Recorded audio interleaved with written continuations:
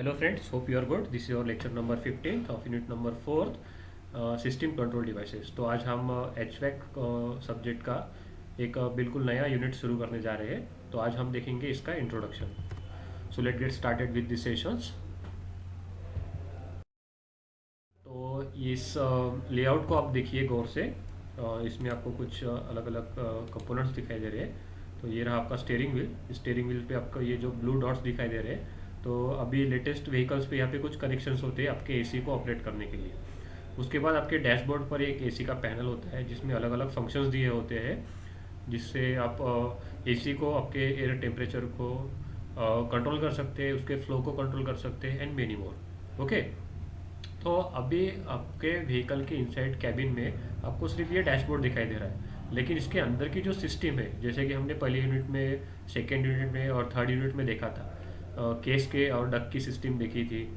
और उसके बाद एसी के साइकिल्स कैसी होती है, हाई टेम्परेचर, लो टेम्परेचर, अलग अलग कंपोनेंट्स कैसे होते हैं। ओके।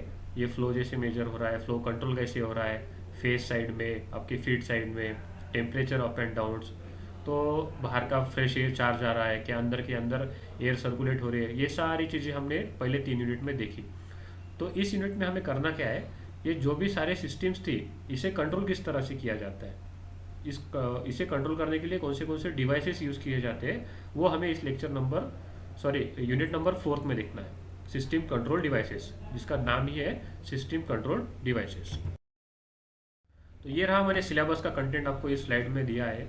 देखिए, सबसे पहले हमें देखना है सिस्टम के कंट्रोल्स, जिसमें आएगा vacuum temperature control, electronic temperature control. तो हम पहले में क्या कर रहे हैं, इस सब टॉपिक में टेम्परेचर की कंट्रोल करने की बात कर रहे हैं। उसके बाद आता है वैक्यूम ऑपरेटेड डिवाइसेस, जिसमें आते हैं vacuum reserve tank, vacuum restrictor, vacuum motor, check valves and check relays. तो हमें ये सब टॉपिक भी हमें देखना है वैक्यूम ऑपरेटेड डिवाइसेस को। उसके बाद आता है कुछ स्विचेस का पार्ट, जिसमें आता है हाई साइड और लो साइड टेम्परेचर के switches, high and low pressure के स्विचेस, प्रेशर के regulator switches, ambient switch and superheat switch. Ambient का मतलब होता है सराउंडिंग। ठीक है।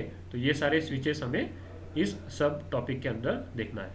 उसके बाद आता है सेंसर का पार्ट। सेंसर में हमें देखना है sun load sensors, outside temperature sensor and in car temperature sensor. तो ये सेंसर आपको क्या बताएंगे कि आउटसाइड का टेम्परेचर क्या है और इनसाइड का टेम्परेचर क्या है, ये सेंस करेगा।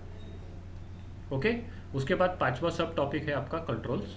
तो कंसेप्ट ऑफ एस्पिरेटर्स क्या है, एस्पिरेटर्स क्या होते हैं ये देखना है हमें। ब्लोअर की क्लच कंट्रोल किस तरह से होती है वो देखना है। Heater control and time delay relay देखना है। उसके बाद कुछ ब्लॉक डायग्राम से क्लाइमेट कंट्रोल सिस्टम्स के, और फिर आता है लास्ट में एक part electronic climate control systems का।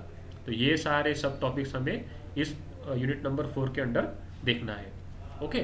तो ये रहा आपका इंट्रोडक्शनरी पार्ट। आने वाले लेक्चर में हम एक्चुअली इस यूनिट नंबर 4 को शुरू करेंगे। तो ये रहा आपके यूनिट नंबर 4 के बारे में।